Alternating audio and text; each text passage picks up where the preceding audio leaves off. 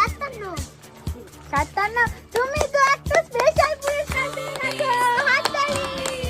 তাহলে আমাদের সৌনীল পেয়ে গেল এই 57 দিয়ে আমাদের স্পেশাল পুরস্কার, এই ওয়াটার বোতল। এই না, হাততালি একটা সৌনীলের জন্য। রানী বলো 89। এই 89 মিলে গেছে। এই না, এটা রানীতে। বলো 72 মিলে গেছে, হাততালি একটা। এই না 72। এবার বলো আমারটা কই গেল? হয়নি, বলো 25। 25।